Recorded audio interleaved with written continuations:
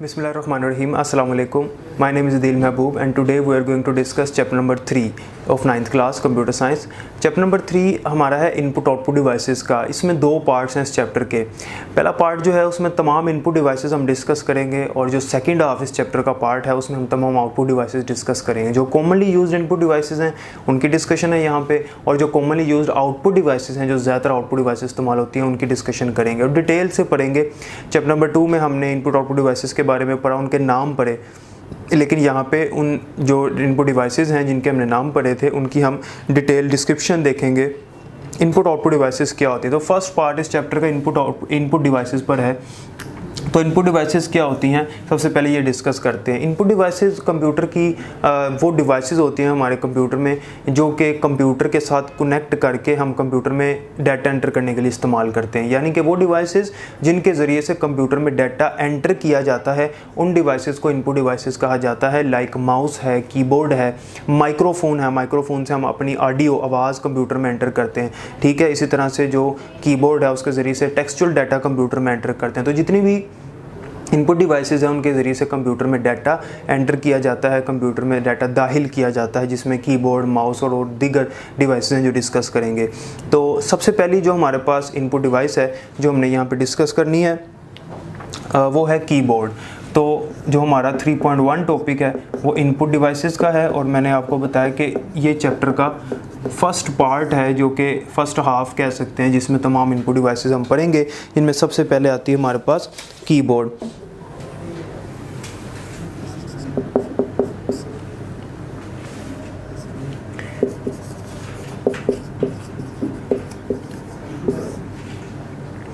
Keyboard क्या है, एक इनपुट डिवाइस है और याद रखिएगा ये एक स्टैंडर्ड इनपुट डिवाइस है। पहला पॉइंट इसमें यह है कि keyboard is a standard input device. Standard input device, standard input device से मुराद है कि ऐसे इनपुट डिवाइस जिसके ज़रिए से हम स्टैंडर्ड इनपुट कंप्यूटर में एंटर करते हैं। स्टैंडर्ड इनपुट वो इनपुट होती है जो कि हम सबसे ज़्यादा कंप्यूटर में इनपुट करते हैं, कि आम रूटीन में प्राइमरी इनपुट जो हम कंप्यूटर में करते हैं वो स्टैंडर्ड इनपुट है। इसके ज़रिए से टेक्सचुअल डाटा कंप्यूटर में एंटर किया जाता है। इसे स्टैंडर्ड इनपुट डिवाइस इसलिए कहा जाता है क्योंकि हर कंप्यूटर के साथ कीबोर्ड का लगा होना ज़रूरी है। इनपुट डिवाइसेस बहुत सारी हैं लेकिन कीबोर्ड एक ऐसी इनपुट डिवाइस है जो कि स्टैंडर्ड है, हर कंप्यूटर के साथ लगा होना इसका ज़रूरी है। माउस कई कंप्यूटर के साथ नहीं लगा होता, कुछ ऑपरेटिंग सिस्टम माउस को सपोर्ट नहीं करते। इसी तरह से स्कैनर है, जॉयस्टिक किसी कंप्यूटर के साथ है, किसी के साथ नहीं है, लेकिन कीबोर्ड हर कंप्यूटर के साथ लाजमी इनपुट डिवाइस होती है। तो ये एक स्टैंडर्ड इनपुट डिवाइस है। दूसरी बात यह है कि कीबोर्ड जो है वो एक टेक्सचुअल डाटा एंट्री डिवाइस है। टेक्सचुअल डाटा,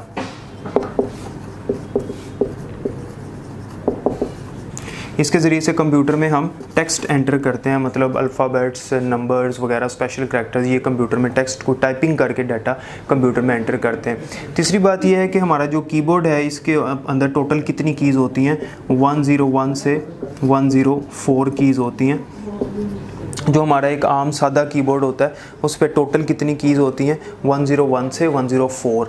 ये आम स्टैंडर्ड कीबोर्ड की बात हो रही है, मल्टीमीडिया कीबोर्ड की बात नहीं हो रही। अगर हम बात करेंगे मल्टीमीडिया कीबोर्ड की तो उसके अंदर तो बहुत सारे बटन्स आ जाते हैं और बहुत सारी कीज़ आ जाती हैं, वो जितनी मर्ज़ी आप लगा दो। इंटरनेट का बटन होता है, वॉल्यूम का बटन होता है, प्ले पॉज का बटन होता है, उसकी बात नहीं हो रही। जो आम सादा कीबोर्ड होता है जो हम इस्तेमाल करते हैं, सिंपल कीबोर्ड, उसमें 101 से 104 के दरमियान कीज़ होती हैं। ये बड़ा इंपॉर्टेंट MCQ भी है।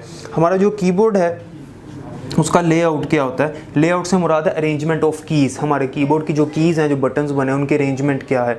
अब देखें अल्फ़ाबेट्स की जो अरेंजमेंट है वो ABCDEFGH एंड सो ऑन होती है, लेकिन कीबोर्ड के ऊपर ये अरेंजमेंट नहीं है अल्फ़ाबेट्स की। उसके ऊपर जो अरेंजमेंट है वो Q से स्टार्ट होती है।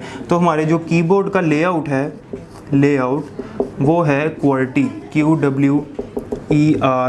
QWERTY यह एक और होता है Dvorak, ये भी हमारे कीबोर्ड का एक लेआउट है। तो QWERTY जो है ये कीबोर्ड का लेआउट सबसे ज़्यादा इस्तेमाल होता है, मतलब ये वो लेआउट है जो हम लोग इस्तेमाल करते हैं। और हमारे जो एंड्रॉयड फ़ोन्स हैं उनमें भी हमारे कीपैड का जो लेआउट होता है वो QWERTY ही होता है, QWERTY। असल में कोई नाम देना था उन्होंने तो ये नाम दे दिया। जो अल्फ़ाबेट्स की अरेंजमेंट है शुरू में आपको पता है कि ABCD से स्टार्ट नहीं होते, ये स्टार्ट होते हैं QWERTY से। तो यही जो पहले 6 अल्फ़ाबेट्स हैं यही उसने उसको लेआउट का नाम दे दिया, ठीक है। तो ये कीबोर्ड के मेन चीज़ें थी। इन्हीं को अगर आप सेंटेंस में लिखेंगे तो आपकी डेफिनेशन मुकम्मल हो जाएगी। तो यही MCQ के वाले से भी और डेफिनेशन के वाले से दोनों चीज़ें इकट्ठी आपको याद हो जाएंगी। उसके बाद हमारा कीबोर्ड जो है वो 4 हिस्सों में डिवाइड होता है, 4 हमारे कीबोर्ड के पार्ट्स होते हैं। सबसे पहला जो हमारा कीबोर्ड का पार्ट है वो होता है अल्फ़ा न्यूमेरिक कीज़ वाला।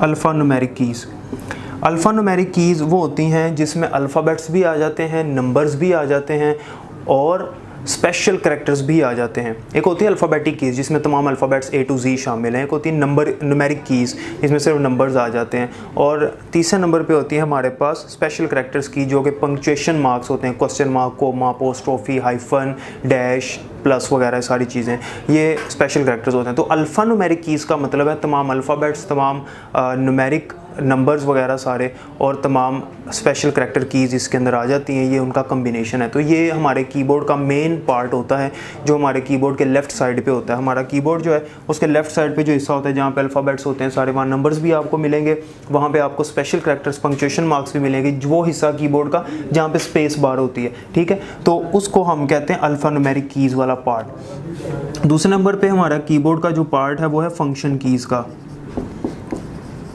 फंक्शन कीज़ होती हैं हमारे कीबोर्ड के सबसे टॉप पे, टॉप लाइन होती है F1 से लेकर F12 तक, ठीक है। तो ये F1 से F12 तक होती हैं फंक्शन कीज़। और तीसरे नंबर पे जो हमारे कीबोर्ड का पार्ट है, नंबर 3 पे, वो है cursor control keys.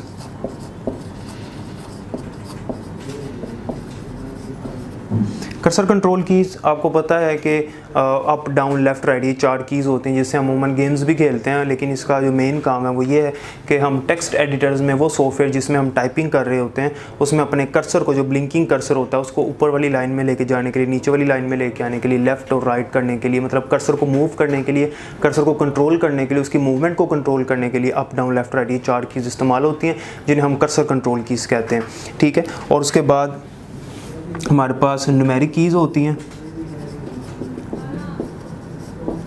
Numeric keys, ये हमारा न्यूमेरिक कीपैड होता है, कीबोर्ड का जो चौथा पार्ट है वो कीबोर्ड के सबसे राइट साइड पे हमें नज़र आता है, जिसमें 0 से 1 तमाम नंबर्स होते हैं और हमारे प्लस माइनस मल्टीप्लाई डिवाइड के अर्थमेटिक ऑपरेशंस भी होते हैं।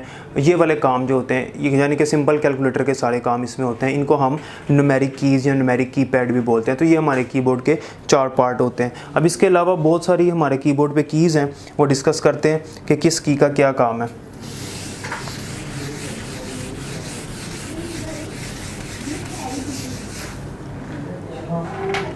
सबसे पहले उसने यहाँ पे डिस्कस किया अल्फ़ा न्यूमेरिक कीज़ को। मैंने आपको बता दिया कि अल्फ़ा न्यूमेरिक कीज़ जो हैं वो अल्फ़ाबेटिक कीज़, न्यूमेरिक कीज़ मतलब नंबर्स पर, और तमाम स्पेशल करैक्टर कीज़ पर मुश्तमिल होती है, ठीक है। वो यहाँ पे मैंने आपको पहले बता दिया। उसके बाद न्यूमेरिक कीज़ हैं वो मैंने बता दिया। न्यूमेरिक कीज़ जो होती हैं वो नंबर्स होती हैं, उसके अंदर प्लस माइनस मल्टीप्लाई डिवाइड यानी सिंपल कैलकुलेटर वाले जो बटन्स हैं वो सारे उसमें मौजूद होते हैं।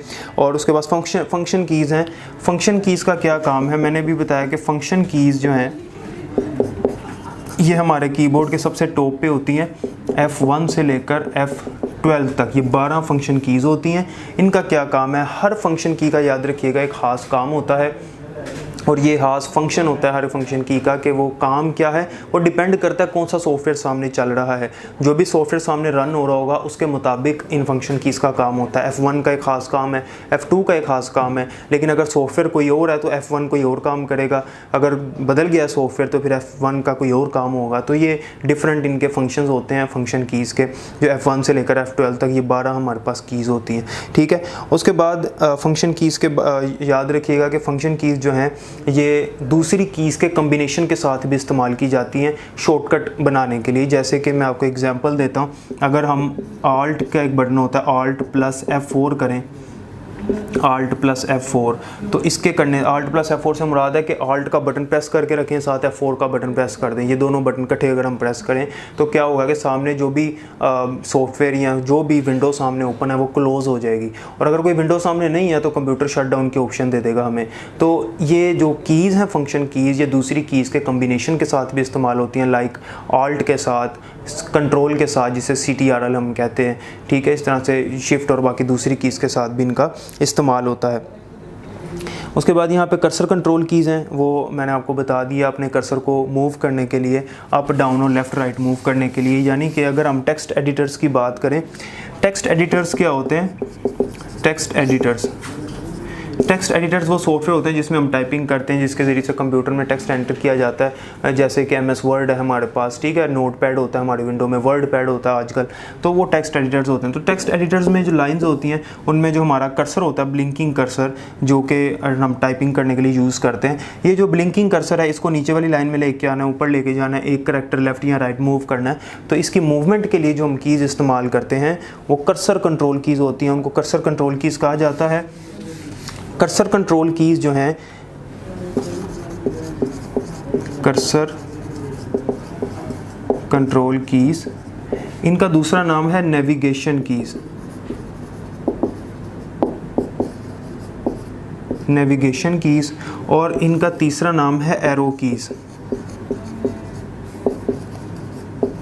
ये 3 नाम है हमारे कर्सर कंट्रोल कीज़ के, बुक में कर्सर कंट्रोल की लिखा हुआ है। तो नेविगेशन कीज़ और इनको एरो कीज़ भी कहा जाता है, जिसका काम होता है हमारे कर्सर को मूव करना, हमारे कर्सर को कंट्रोल करना।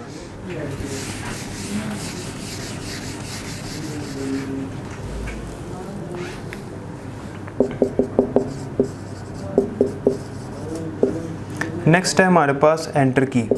एंटर की एक ऐसी की है जिसको हम रिटर्न की भी कहते हैं, इसका दूसरा नाम है रिटर्न की। रिटर्न की, एंटर की का काम ये होता है मुख्तलिफ़ कमांड्स कंप्यूटर में एंटर करना। मुख्तलिफ़ कमांड हम लिखते हैं, जैसे डोज़ में कमांड्स लिखते हैं, डोज़ हम पढ़ेंगे आगे जाके। बार इतना ज़हन में रखिए कि जब हम मुख्तलिफ़ आइकन्स को सेलेक्ट करते हैं और एंटर करते हैं तो उन आइकन्स में हम चले जाते हैं, मुख्तलिफ़ कमांड्स को एंटर करते हैं हम एंटर की के ज़रिए से। लेकिन इसका एक दूसरा काम है, वो दूसरा काम है रिटर्न वाला।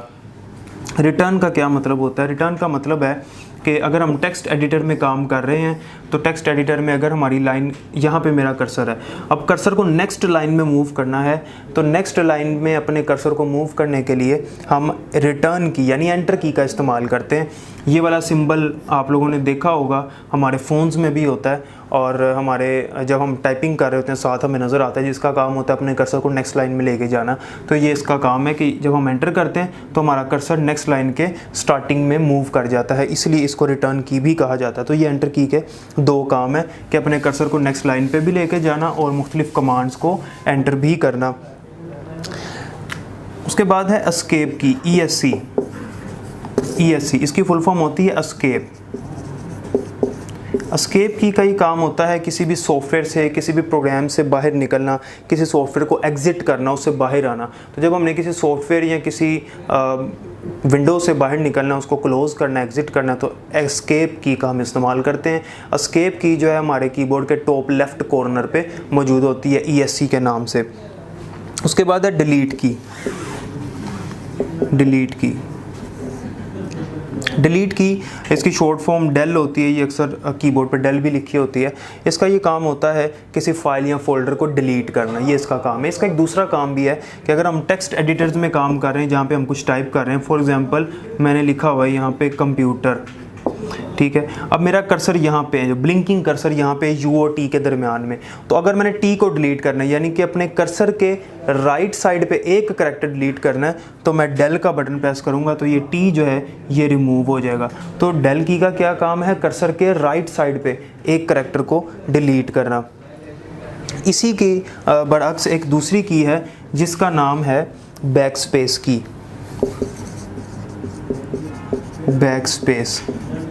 बैकस्पेस की का काम ये है कि कर्सर के लेफ़्ट साइड पे करैक्टर डिलीट करना। जैसे ABC ये लिखा है, यहाँ पे मेरा कर्सर है, तो जब मैं बैकस्पेस की का बटन प्रेस करूँगा तो क्या होगा? B डिलीट हो जाएगा, मतलब कर्सर के लेफ़्ट साइड पे करैक्टर डिलीट हो जाएगा। और अगर डेल करूँगा तो C डिलीट हो जाएगा। ये बैकस्पेस और डेल का काम है, ठीक है। एक और काम है बैकस्पेस का कि प्रीवियस फोल्डर में आने के लिए हम लोग इसका इस्तेमाल किया करते हैं।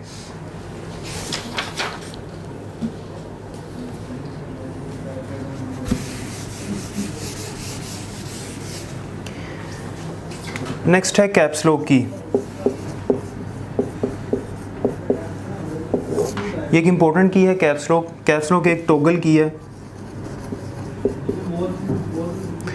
टॉगल की से मुराद है कि जब हम एक दफ़ा इसको प्रेस कर देते हैं, एक दफ़ा इसको हम ऑन कर देते हैं तो ये ऑन ही रहती है जब तक हम इसे दोबारा प्रेस नहीं करते, ऐसी की टॉगल की कहलाती है। बाकी कीज़ एक दफ़ा प्रेस कर दी, जब छोड़ दी उनका काम ख़त्म हो गया, लेकिन कैप्स लॉक को जब एक दफ़ा प्रेस कर दी, जब तक हम इसे दोबारा प्रेस नहीं करते इसका काम जारी रहता है, तो इसलिए इसको टॉगल की कहा जाता है। कैप्स लॉक ऑन करने से क्या होता है, जब कैप्स लॉक ऑन करते हैं तो कीबोर्ड के ऊपर एक लाइट होती है जो कि ऑन हो जाती है, जिससे पता लगता है कैप्स लॉक ऑन है। जब ऑफ़ करते हैं तो पता लग जाता है कैप्स लॉक ऑफ है। अब कैप्स लॉक ऑन होने से क्या होता है, कैप्स लॉक ऑन होने से जितने भी अल्फ़ाबेट्स हैं, सिर्फ अल्फ़ाबेट्स, वो अपर केस लेटर में लिखे जाते हैं। और जब कैप्स लॉक हम ऑफ़ कर लेते हैं, अब जब मैं अल्फ़ाबेट लिखूंगा या अब हम जब अल्फ़ाबेट जितने भी लिखेंगे वो लोअर केस लेटर में लिखे जाएंगे।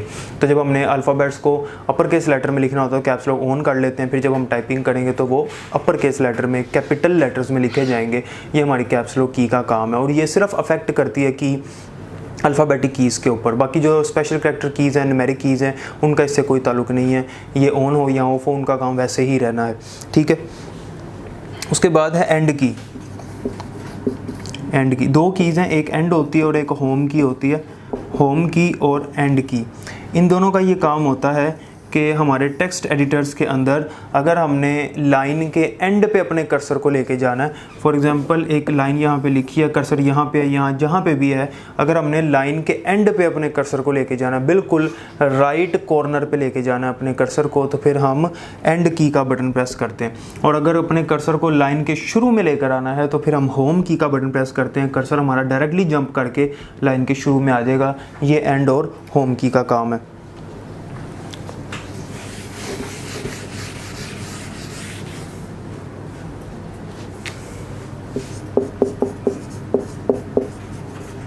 The next one is control की। इसकी शॉर्ट फॉर्म होती है CTRL। कंट्रोल की का ये काम होता है कि इसको हम दूसरी कीज़ के कम्बिनेशन के साथ इस्तेमाल करते हैं शॉर्टकट बनाने के लिए। ये की सिंगल इस्तेमाल नहीं होती, इसको हम दूसरी कीज़ के साथ कम्बिनेशन के साथ कंबाइन करके इस्तेमाल करते हैं कोई शॉर्टकट बनाने के लिए। जैसे कि Ctrl+A करते हैं सिलेक्ट ऑल करने के लिए, तमाम फोल्डर या तमाम डाटे को सिलेक्ट करने के लिए। Ctrl+C करते हैं कॉपी करने के लिए। Ctrl+X करते हैं कट करने के लिए। Ctrl+V होता है पेस्ट के लिए। Ctrl+P प्रिंट के लिए होता है। Ctrl+E से सेंटर अलाइनमेंट करते हैं। Ctrl+J से जस्टिफाइड अलाइनमेंट सेट करते हैं। Ctrl+L से लेफ़्ट अलाइनमेंट। Ctrl+R से राइट अलाइनमेंट, ठीक है। Ctrl+Z से अनडू। Ctrl+Y से रीडू। Ctrl+F से फाइंड करते हैं। Ctrl+S से सेव करते हैं। Ctrl+O से ओपन। Ctrl+N से न्यू। बहुत सारी इसके शॉर्टकट कीज़ बनती हैं और मज़ीद हैं। तो इस की को हम दूसरी कीज़ के कम्बिनेशन के तहत इस्तेमाल करते हैं। अमूमन इसको जो मैंने आपको शॉर्टकट कीज़ बताई हैं इस काम के लिए इस्तेमाल किया जाता है, या फिर इसके अलावा भी कुछ इसके फंक्शंस हैं ऑल्ट की के साथ या शिफ्ट की के साथ, उनके कम्बिनेशन के साथ भी इसको इस्तेमाल किया जाता है। उसके बाद है हमारे पास ऑल्ट की। ऑल्ट की का भी यही काम है, इसकी फुल फॉर्म होती है अल्टरनेट। ऑल्ट की फुल फॉर्म है अल्टरनेट। ऑल्ट की का काम भी यही है, दूसरी कीज़ के कम्बिनेशन के साथ इस्तेमाल होने। जैसे मैंने आपको एक एग्जांपल इससे पहले दी थी कि अगर हम ऑल्ट के साथ F4 का बटन प्रेस करें तो वो जो करंट फोल्डर या करंट विंडो हमारे सामने ओपन है उसको क्लोज़ करने के लिए होता है। इसको ऑल्ट की को हम कंट्रोल के कम्बिनेशन के साथ भी इस्तेमाल कर सकते हैं, जिससे मुख्तलिफ शॉर्टकट कीज़ हमारे पास बनती हैं। उसके बाद है टैब की। टैब की भी एक इम्पोर्टेंट की है पेपर पॉइंट ऑफ व्यू से।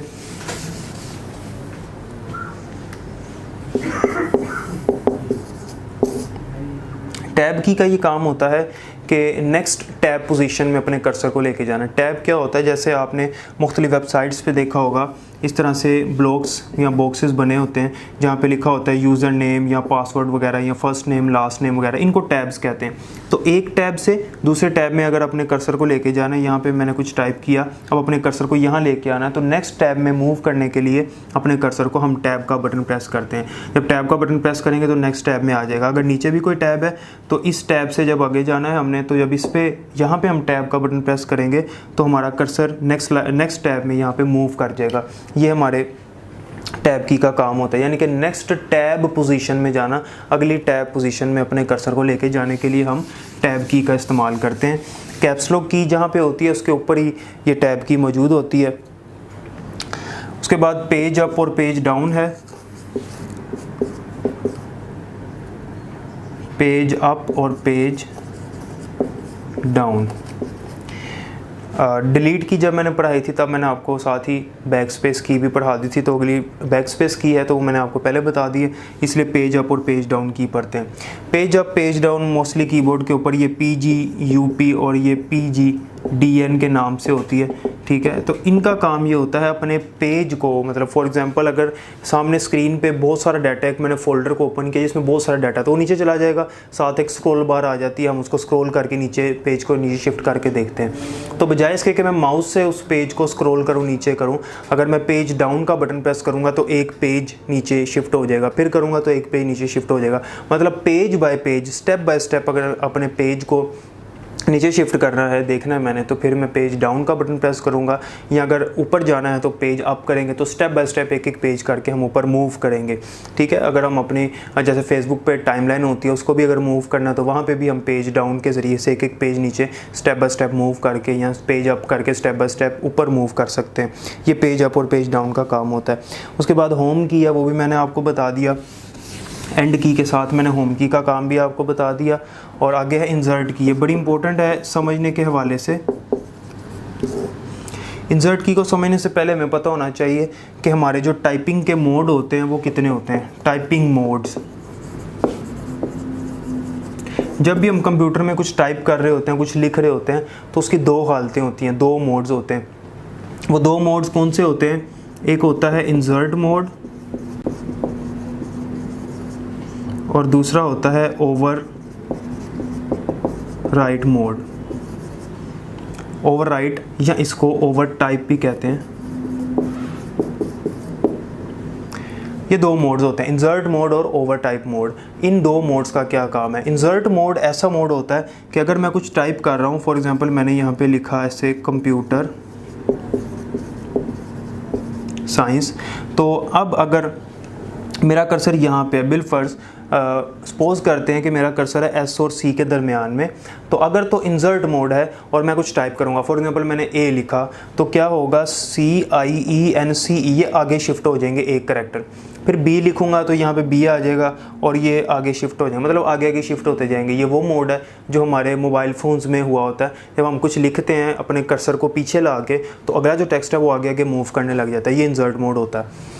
जबकि ओवरराइट या ओवर टाइप मोड ऐसा मोड होता है जिसमें आगे वाले जो करैक्टर्स हैं, जो अल्फ़ाबेट्स हैं या जो भी करैक्टर लिखा हुआ है, वो आगे नहीं मूव करते बल्कि उनके ऊपर ओवर राइटिंग होने लग जाती है। ये मोड हमारे कैलकुलेटर्स में होता है। अगर आपका तजर्बा हुआ कैलकुलेटर में इस तरह से करने का, जैसे अगर मैं मेरा कर्सर यहाँ पे A लिखूँगा तो CIENCE ये आगे नहीं जाएगा बल्कि C की जगह पे A आ जाएगा, C ओवर राइट हो जाएगा, C ख़त्म हो जाएगा। इस तरह के मोड को ओवर राइट मोड कहते हैं।